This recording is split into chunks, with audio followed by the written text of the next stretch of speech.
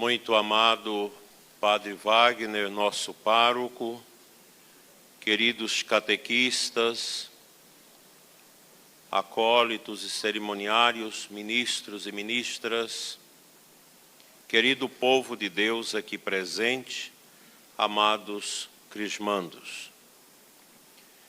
Nesse 14º domingo do tempo comum, a liturgia nos apresenta o tema do jugo de Cristo. Todas as leituras, elas estão direcionadas para esta compreensão de nosso Senhor Jesus Cristo, o Messias, que veio estabelecer a misericórdia, a compaixão, o perdão e a restauração da vida do mundo. Jesus profetizado já no Antigo Testamento como aquele que viria para estabelecer o reino de Israel. Os profetas compreenderam que o Messias deveria ser alguém diferente, um guerreiro diferente, não como os guerreiros de Israel que partiam para as lutas, para as guerras fratricidas, mas Jesus seria um guerreiro que iria ladear de norte a sul, de leste a oeste, de um lado ao outro do mundo, para destronar a ação do demônio contra as almas. O Senhor Jesus, Ele é para nós esse ícone do Pai, ícone do amor e do perdão. No Evangelho, Ele é apresentado pelo evangelista Mateus, que nós estamos lendo neste ano, como o Messias que inaugura um novo jugo. O jugo é a cruz, mas nosso Senhor tornou-se a cruz suave, porque na sua cruz Ele pagou pelos nossos pecados, para que as nossas cruzes fossem leves. O mistério da sua entrega no Calvário inaugurou um novo reino. Se os judeus pensavam que o Messias seria um rei poderoso, mais do que o rei Davi, que iria estabelecer o jugo do massacre aos exércitos inimigos de Israel, eles ficaram profundamente decepcionados. Inclusive os discípulos de Emaús, que voltaram depois da crucifixão de Cristo, com muita tristeza na alma, para os seus lares, decepcionados. A Ele ia estabelecer a ordem em Israel, mas nada disso aconteceu. Hoje nós temos a alegria de entender tudo sobre Jesus, mas lá no começo foi muito difícil. Imagina para os jovens que gostavam de ouvir Jesus, que Ele era ainda relativamente jovem quando veio a ser crucificado. O que pensar de alguém que tomou o lugar dos salteadores, dos ladrões, dos malfeitores, ao ser pregado na cruz? É uma decepção. Mas para aqueles que tiveram fé, logo foram entendendo que aquele cenário horroroso, pitoresco, medonho, triste, doloroso do Calvário, foi um momento em que Deus reconciliou a humanidade perdida no pecado consigo mesmo. E Deus usou a metodologia mais bela que nós podemos contemplar, porque Ele quis vir morar conosco. São João diz que o Verbo se fez carne e armou a sua tenda entre nós. Cristo veio sentir a nossa dor, nossos desesperos, nossas angústias. E o mesmo Cristo que nós veneramos no crucifixo da igreja, morto por nós, continua a salvar o mundo. Continua a receber as incompreensões e as dores deste mundo. Pois o pecado é sempre uma bordoada no coração sagrado de Jesus. E o Cristo quis nos acolher, quis nos tirar do estertor da morte, da condenação. A humanidade estava condenada à morte. Cristo, com a sua crucifixão e com a sua ressurreição, restabeleceu a aliança para sempre com a humanidade. Uma aliança que se renova no altar. Quando nós consagramos o pão e o vinho no seu corpo e no seu sangue e oferecemos ao Pai este sacrifício incruento de Jesus no altar, Cristo se nos dá em alimento. Ele nos alimenta na missa como alimentou os apóstolos na ceia do cenáculo de Jerusalém, quando instituiu a divina Eucaristia. Hoje nós estamos aqui, querido povo de Deus, não como um povo solitário, mas como um povo com a cabeça erguida, que sabe muito bem que somente Jesus é a verdade que nos salva. E Ele deixou a sua igreja, a nossa igreja, para que nela nós pudéssemos receber tudo o que é necessário para chegarmos ao céu. E nosso Senhor hoje fala para mim, fala para você que vai receber a crisma, para vocês padrinhos, familiares, aceite a minha cruz, acolha a minha cruz,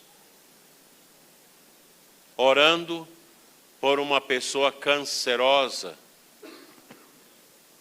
sofrida, terminal.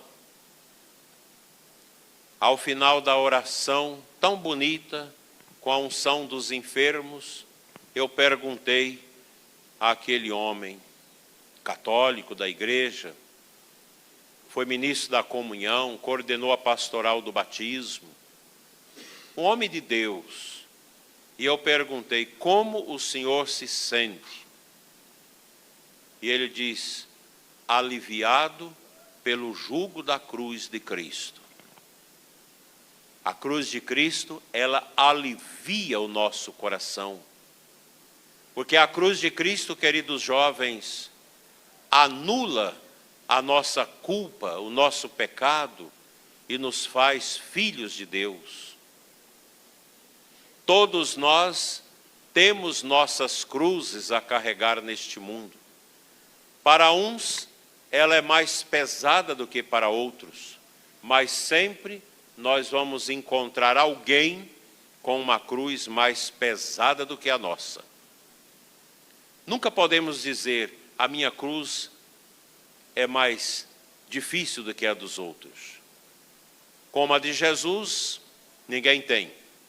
Porque a cruz de Cristo, ela foi a cruz mais dolorosa, mais pesada, mais angustiosa que esse mundo pôde visualizar. E quando no meu sofrimento eu contemplo a cruz de Cristo no silêncio e digo a Jesus: Senhor, deixa eu colocar na sua cruz um pouquinho da minha dor, do meu sofrimento, da minha provação, a nossa cruz vai se tornando maneira. Porque Jesus, como diz o profeta Isaías, tomou sobre si as nossas dores, carregou as nossas cruzes e nos aliviou. E na segunda leitura de hoje, o apóstolo Paulo, aos Romanos, vai dizer exatamente aquilo que é o ser cristão. Nós nos tornamos cristãos pelo batismo. O batismo é a nossa entrada para a igreja. Nós nos configuramos a Cristo. Por isso, a palavra cristão vem de Cristo. É aquele que segue Jesus. E quando nós recebemos a crisma, a unção da crisma, que os adultos recebem no mesmo dia do seu batismo, nós passamos a viver segundo o Espírito e não segundo a carne. Esse é o dilema da nossa vida de igreja. Viver ou não viver segundo o Espírito? Seguir ou não seguir a Cristo com a sua cruz? Os monges antigos diziam com São Bento, seguir nu a Cristo nu. Despojar-se de tudo para seguir Jesus. São Paulo nos convoca, meus queridos jovens crismandos. Vós não viveis segundo a carne. O que é viver segundo a carne? É virar as costas para Deus e abraçar o mundo. É acolher os desejos do mundo e não os desejos de Deus. É viver uma vida meramente no prazer. Nas drogas. Eu perguntava a alguns jovens em Buritinópolis, tem alguém que usa drogas? E eles me diziam, sim, nós temos, infelizmente, pessoas que usam drogas. E um dizia, os que eu conheço são já mais de 20 anos de idade, estão nas drogas. As drogas é uma coisa da carne, é um pecado, é um vício. A bebedeira, a pornografia, a vida no pecado, namoros pecaminosos que não agradam a Deus, desobediência à família, a aliança do coração com as coisas que não prestam neste mundo, e por aí vai. É a vida na carne. A pessoa que vive para a carne, ela vive para si, vive para o prazer, vive para as suas satisfações mundanas. O cristão, não. O cristão autêntico não vive para a carne, vive para Deus. Faz sacrifício, faz penitência, faz jejum, renuncia ao pecado, não vive nas coisas erradas. Esse é o cristão, pessoa iluminada. Os que vivem segundo a carne são os pagãos. Os pagãos vivem do estômago para baixo. Não tem unidade com Deus. Qual a diferença de um jovem cristão crismado que vive segundo o Espírito de um jovem pagão? O jovem de Deus tem uma alegria que o mundo não tem. Tem um rosto que brilha com a luz que vem de Deus, como o rosto de Moisés ao descer do Monte Sinai. O jovem cristão é educado, sabe dizer muito obrigado, por favor, respeita seus pais. Outro dia, uma senhora partilhava comigo como foi a vivência do pai no lar, que morreu com câncer de cirrose, causado pela pinga. E ela me dizia que, menina da igreja, consagrada a Nossa Senhora, pessoa de Deus, ela ia buscar o pai no boteco, quando estava bêbado. A mãe revoltada, ela falou, não, mas eu vou buscá-lo. Ela ia lá, ele xingava a filha, e ela abraçava o pai bêbado, babando de bêbado. E falava, pai, eu te amo, vamos. E ele mesmo bêbado, e ela ia orando, ele aceitava. Ela colocava o braço dele nas costas e levava o pai para casa, dava banho e botava para dormir. Muitas e muitas vezes. Algumas vezes o encontrou caído na rua. E ela me dizia, me fazia bem cuidar dele. Os outros irmãos xingavam, blasfemavam. Não teve caridade com aquele pai bêbado, que não é fácil. Mas ela teve. E ao final da vida, quando veio o câncer, ela o preparou para confessar. Porque tinha casado na igreja, mas sem se confessar. Preparou para receber a unção dos enfermos. E mais do que isso, ela preparou o pai com câncer para que ele pedisse perdão à família. Ela era uma menina muito santa. Hoje é uma senhora distinta, solteira, consagrada.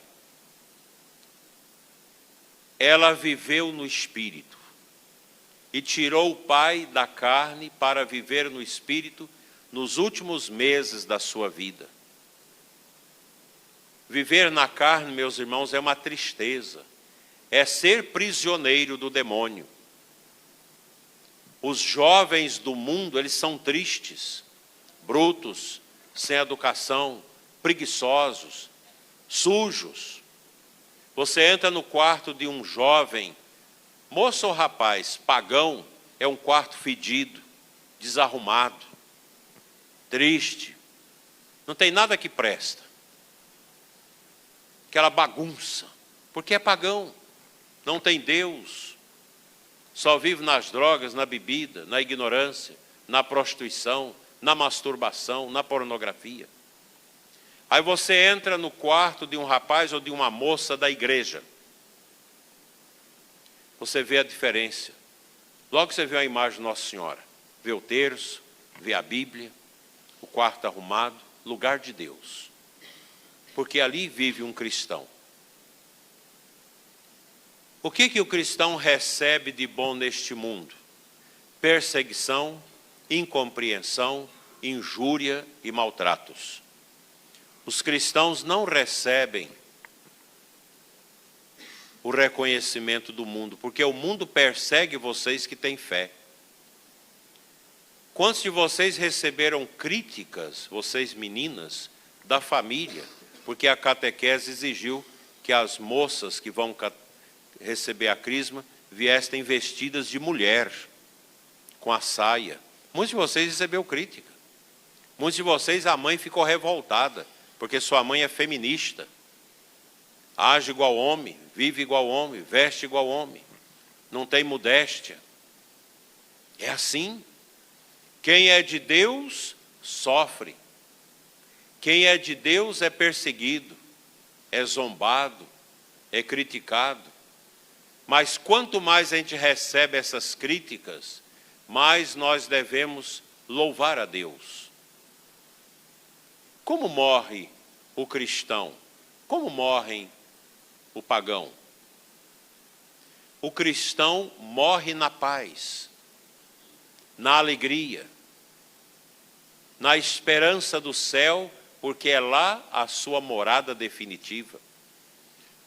Os pagãos morrem tristes, desolados, angustiados, xingando, falando palavrões, não quer Deus, rejeita Deus, morre na escuridão do pecado, morre na condenação. Cristo precisa de vocês, não sou eu o bispo nem o padre que precisa de vocês, é Cristo, que precisa de mim, que precisa do padre Wagner, que precisa dos nossos acólitos. Cristo precisa de nós, para que neste mundo esquisito que nós estamos vivendo, nós sejamos luzes do Cordeiro. Que nós participemos na força do Espírito Santo, cheios do Espírito Santo, que nós pertencemos a Cristo, como luz para esse mundo que está nas trevas. Trevas terríveis que vão tomando conta das famílias, tomando conta da juventude. Nós temos paróquia na diocese que não tem mais trabalho com os jovens. Nós temos paróquias no Brasil que você não acha uma pessoa com menos de 30 anos na igreja. Vai morrer essas paróquias, porque não evangeliza, porque não tem trabalho com os jovens. E o trabalho da igreja, o trabalho nosso de igreja com os jovens, o grupo de jovens, os seminários, os acampamentos que nós fazemos, é para converter o jovem a Cristo. É para trazer o jovem para o coração de Cristo e sua igreja. E a nossa igreja é a igreja deixada por Cristo. Nós não temos que dar satisfação a outras religiões. Nós temos que cuidar da nossa. E se alguém de outra religião é tocado pela verdade de Cristo, a única verdade que salva, que nós sejamos abertos a recebê-los. A igreja não é um clube, não é uma associação humana. A igreja é o mistério de Cristo no qual nós nos encontramos. Esse templo vale pouco. O templo que tem valor é o seu coração. Porque as nossas igrejas, não vai demorar muito tempo, serão todas tomadas, destruídas, queimadas, derrubadas. Isso já está acontecendo em muitos lugares do mundo. Mas não vão destruir a igreja, porque a igreja é de Cristo e ela só vai terminar quando Jesus voltar. A igreja, o mistério de Cristo, vai continuar no mundo, sendo expressão através dos convertidos. Dias virão. O próprio catecismo da igreja diz isto, que a grande tribulação vai vir sobre a igreja, de modo muito tempestivo. É o tempo do anticristo. O catecismo ensina isso para nós. E parece que nós já estamos vivendo esse tempo. Nós temos tanta gente na igreja que não tem fé, tanta gente falando besteira na igreja, fora da tradição, fora da Bíblia. Quando você escutar qualquer pregador, seja padre, seja leigo, seja religioso, pregando essas asneiras, não escute. Seja quem for. Escute aqueles que pregam a verdade, aqueles que trazem a verdade da igreja. Ninguém tem poder de mudar aquilo que a igreja ensina. Ninguém. Ninguém nesse mundo tem poder de mudar o que a igreja ensina. Porque o que a igreja ensina é a verdade suficiente para nós alcançarmos a salvação eterna.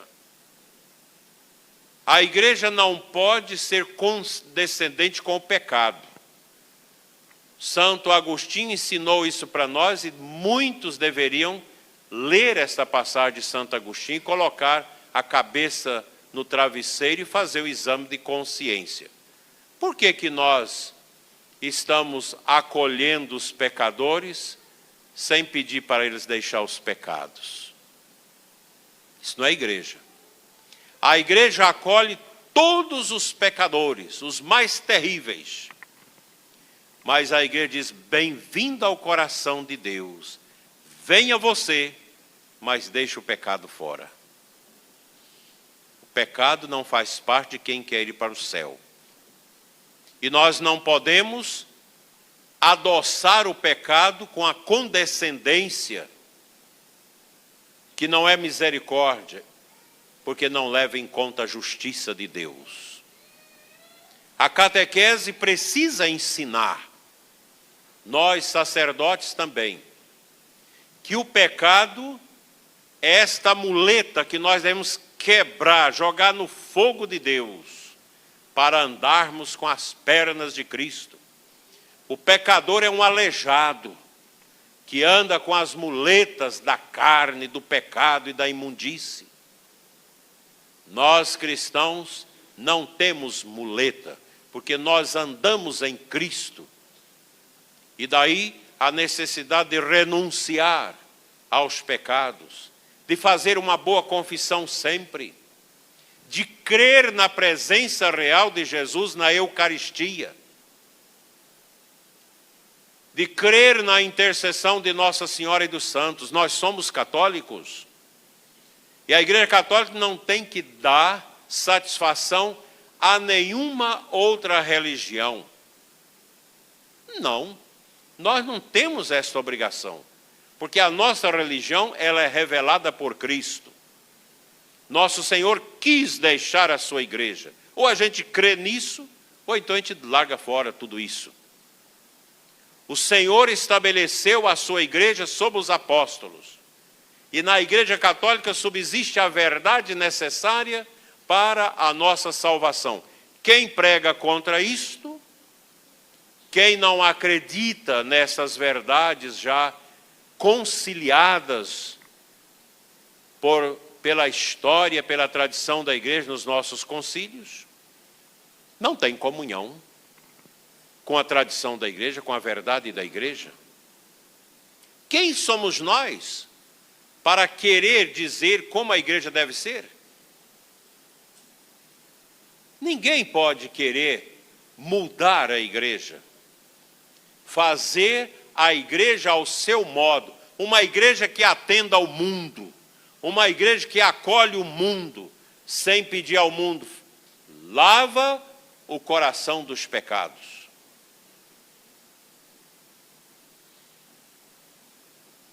A igreja existe para evangelizar, dizia São Paulo VI, na sua exortação pós-sinodal sobre o sino da evangelização.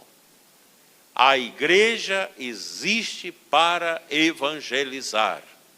Evangelizar é anunciar Cristo aos corações que não o conhecem. E quem é o evangelizador? É aquela pessoa que fez a experiência salvífica de Cristo no seu coração, que aceitou Jesus tocar sua vida e mudar totalmente o seu coração, ao ponto de dizer com o apóstolo Paulo, nova criatura eu sou. E a pessoa convertida, que renuncia ao pecado, que abraça a graça da salvação, ela se torna evangelizador. Porque ela vai falar de Deus com a vida. Ela vai levar o Cristo que ela tem no coração ao coração dos outros. E vai trazer as pessoas à igreja. Quantas e quantas pessoas estão voltando à Igreja Católica com toda a crise que a igreja está vivendo? Porque Cristo vai revelando no coração dos angustiados, dos que estão em denominações religiosas erradas, parciais, vai revelando. E a pessoa começa a focar naquele versículo de Cristo: conhecereis a verdade e a verdade vos libertará. Vai conhecendo o catecismo da Igreja Católica, o que falou os padres da igreja, e sente no coração, é nesta igreja que é maior do que as estruturas. A gente olha a igreja bonita do Papa lá em Roma, isso não vale nada diante da grandeza da igreja. Os nossos templos não valem nada diante do poder de Cristo ressuscitado. Uma igreja que é queimada, que é assumida pelos inimigos da igreja, não vale nada. Ela não vale uma hóstia consagrada que vale tudo, que é a presença de Cristo. Portanto, meus irmãos, quando se fala de igreja católica, não pense nos templos, não pense no bispo, nos sacerdotes. Pense na túnica de Cristo. Pense no mistério de Cristo, no seu corpo místico, invisível, no qual nós entramos pelo batismo. E é nessa igreja que nós somos servidores. Eu como sacerdote, com o padre Wagner, vocês casados, gerando os filhos para Deus. Casais precisam gerar filhos para Deus. É pecado você casar e não querer ter filhos. Os filhos são dons e graças de Deus. Quem tem fé pode ter muitos filhos que eles não vão morrer de fome. Mas muita gente não quer ter filho porque quer viver na comodidade, não quer sacrifício. Levantar de noite para dar chá para o menino que está com dor de barriga, com tosse. Fazer o chá do poejo, da noz moscada, do mentraço, para dar para o menino de madrugada. Isso é difícil. Não quer cozinhar para os filhos. São essas coisas que estão estragando as famílias católicas. Família católica é família católica. Tem que ter filhos. O lar católico precisa ser escola de Nazaré, como a casa de Nossa Senhora e São José, onde o menino Jesus cresceu, orando com seus pais, vivendo com seus pais, trabalhando com o pai na carpintaria. Casa de católico não é lugar de bebedeira. Você abre a geladeira, às vezes, dos lares, e gente está na igreja, está lá cheio de uísque, de pinga, de coisa, porque as pessoas vivem nos vícios. O lar católico deve ter no centro Jesus, o Cristo, que nos salva. Esse é o nosso caminho, meus irmãos. O caminho da igreja é este. É ensinar a gente para o céu, fazendo sacrifícios, zelando dos filhos, a esposa cuidando do lar, o marido sendo o provedor do lar, a esposa que sabe conduzir o marido para Deus, o marido que sabe conduzir a esposa para Deus, um lar edificado sobre a rocha de Cristo, onde não há brigas, onde não há vícios, onde não há falação, onde não há fofoca, onde não há mal, onde as crianças crescem, vendo um pai e uma mãe que vivem a santidade. É a escola de Nazaré, a nossa casa. É a primeira igreja, o lar, que São João Paulo II, apóstolo das famílias, dizia: a igreja doméstica é a família. Pode ser um rancho pobre, mas se ali tem a fé de um pai e de uma mãe, que educa seus filhos para Deus, ali tem a presença de Deus. Porque Deus visitou a Gruta Fria de Belém, onde Jesus nasceu. Não são, meus irmãos, as riquezas deste mundo a razão de ser de nossas vidas, porque muitas pessoas ricas perdem a salvação eterna, porque enlia, amarra seu coração às coisas, esquece de Deus. Não vai à missa porque tem 5.000 bois para cuidar. Não reza porque não tem tempo, precisa fazer conta, comprar adubo, fertilizante, comprar trator, consertar trator, colheitadeira, tudo mais. Não tem tempo para Deus. Deus abençoa o patrimônio de todos que o ganharam com o trabalho. Deus não manda o rico para o inferno. Rico sem Deus é que vai para o inferno com a sua riqueza. O rico de Deus sabe: eu largo tudo para participar da minha missa. Na hora da minha reza, é hora da minha reza. Eu trato bem meus funcionários, eu sou justo, eu sou honesto, eu oro com a minha plantação, eu oro com os meus rebanhos, eu oro na minha casa. Esse é o rico de Deus, que faz bem aos pobres, que ajuda a paróquia, que devolve o seu dízimo com justiça, que ajuda os pequeninos. Eu tenho exemplos de muitos ricos que são pessoas de coração profundamente pobres. Homens e mulheres que dão a vida nos seus trabalhos, mas na igreja também. É assim que a gente tem que viver. A nossa igreja é o caminho nosso para o céu. Leiam o catecismo, escute as pregações que falam da verdade, mas não dê ouvido à voz do estranho, porque dentro da igreja está tendo muita voz estranha. Vozes esquisitas, que não são as vozes de Pedro e de Paulo, e muito menos as vozes de Cristo. Não são os desejos místicos de Nossa Senhora e de São José, mas são vaidades, ideologia, militância de uma teologia ecofeminista que não serve para nada, a não ser para confundir o coração dos simples e destronar Deus do coração de tanta gente que estuda coisas que não ajudam na nossa salvação.